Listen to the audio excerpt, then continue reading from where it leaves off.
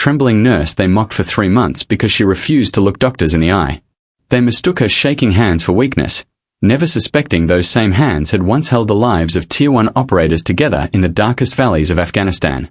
They laughed at the mouse, completely unaware she was a ghost legend among Navy SEALs. The laughter died the moment a Black Hawk helicopter descended on the parking lot carrying the US military who had come to demand their combat legend back. The fluorescent lights of St. Jude's Medical Center in Seattle hummed with that familiar headache-inducing frequency that only night shift workers truly understood. It was 2 a.m., the witching hour, where the caffeine wears off and the patience of the staff wears thin. Lily Bennett stood at the nurse's station, meticulously organizing patient charts. She was 32, though the premature grey streaks in her messy bun and the deep-etched lines around her eyes made her look older. She moved with a stiff, deliberate slowness, keeping her head down, her shoulders hunched forward as if she were perpetually bracing for an impact that never came. "Check out the ghost," whispered Jessica, the head-charged nurse, leaning against the counter with a smirk. She gestured with her chin toward Lily. "I swear I dropped a bedpan 5 feet from her yesterday," and she flinched like a grenade went off. How did HR clear her? She's useless. Dr. Caleb Sterling, the arrogant second-year resident who walked the halls like he owned the building, laughed while signing a prescription. "She's a diversity hire or a charity case. Jess has to be.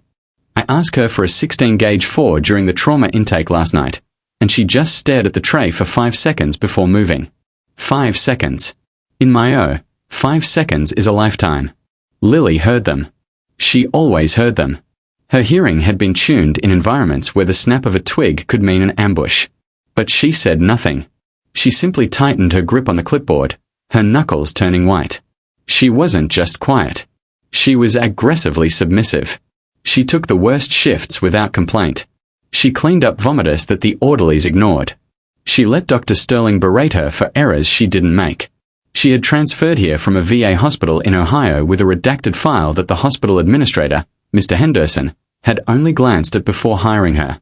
To everyone else, Lily Bennett was a washed-up, anxious burnout who probably couldn't hack it in a real ER. "Bennett." Sterling's voice cracked through the hallway like a whip. Lily didn't jump, but she froze. She turned slowly. "Yes, doctor. Room 402. The post-op appendectomy.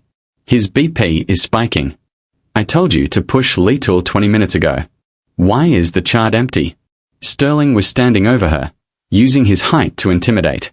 "I check his vitals, doctor," Lily said, her voice raspy, barely a whisper. "His heart rate is bradycardic. If I pushed Letool, it could have bottomed him out. I was waiting for you till you were waiting." Sterling slammed his hand on the counter. The loud bang made 2 other nurses jump. Lily didn't blink, but a pupil dilated. "You don't wait to think, Bennett. You do what I order. You are a nurse. I am the doctor. If I say push the meds, you push the meds. Do I need to report you for insubordination again?" "No, sir," Lily said, lowering her eyes to his scuffed loafers. "I'll do it." She walked away, feeling the heat of their stares burning into her back. "Pathetic," Jessica muttered as Lily vanished into the medication room. "She's going to kill someone one day." Lily leaned against the cool tile wall of the med, her breathing shallow. She closed her eyes. For a split second, the smell of antiseptic vanished, replaced by the smell of burning jet fuel and copper blood. She saw the face of a young man, half his jaw missing, gripping her hand in the back of a Pave Hawk. "Stay with me. Document, stay with me."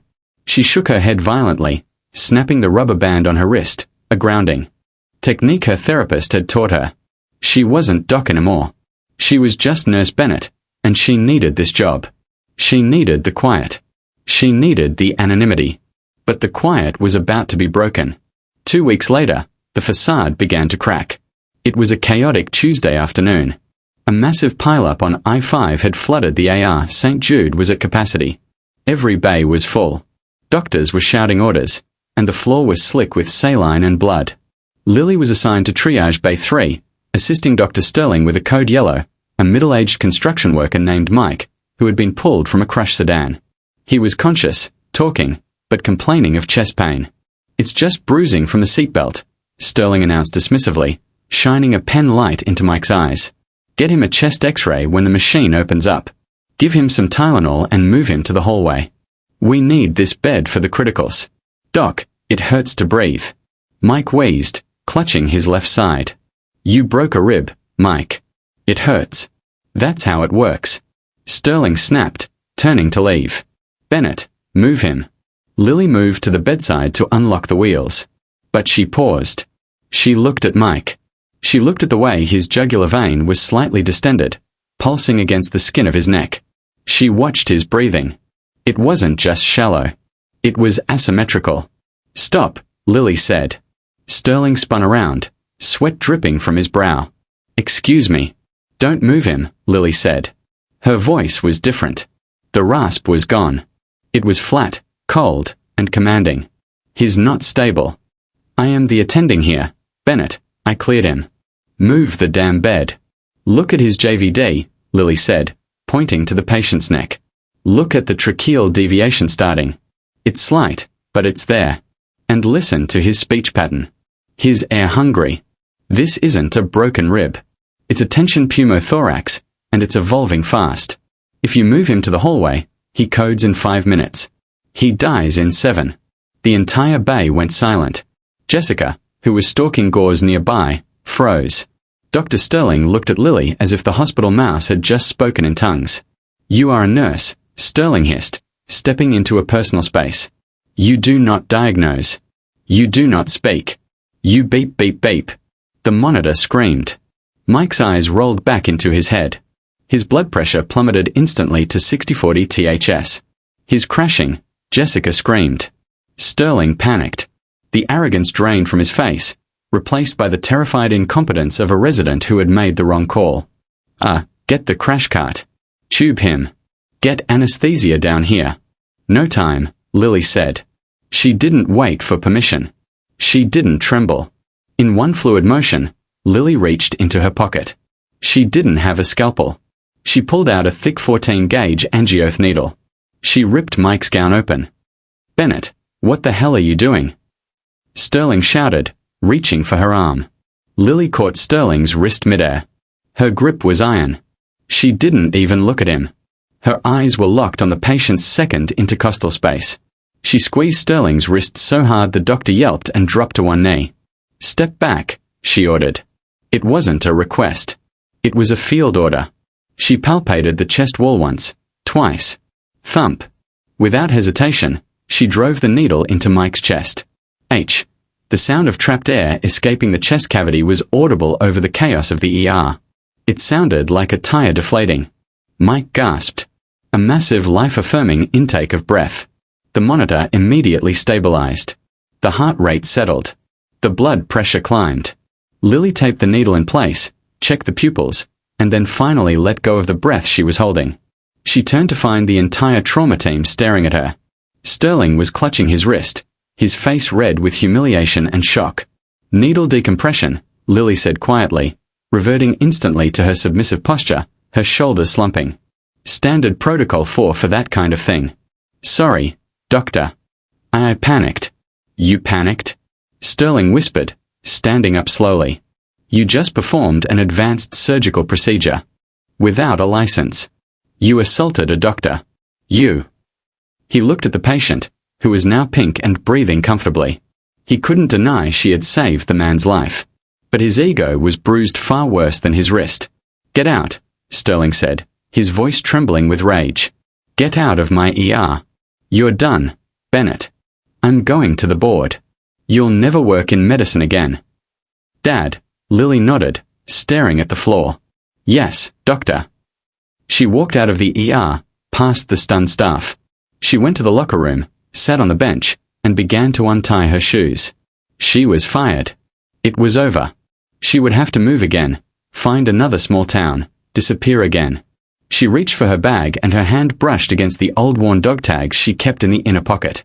Lieutenant Commander S. Mitchell Dev grew support calls signed Valkyrie. She pushed them deep into the bag. Lily Bennett, she told herself.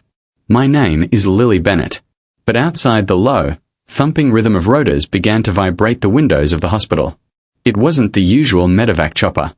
The sound was heavier, deeper, a mechanical growl that Lily knew better than the sound of her own heartbeat. She froze. She looked up at the high window in the locker room. No, she whispered. Not here, Please. Not here. The sound grew louder, shaking the dust from the ceiling tiles. The noise was deafening. It wasn't just a sound. It was a physical pressure wave that rattled the instruments in the operating rooms on the 5th floor.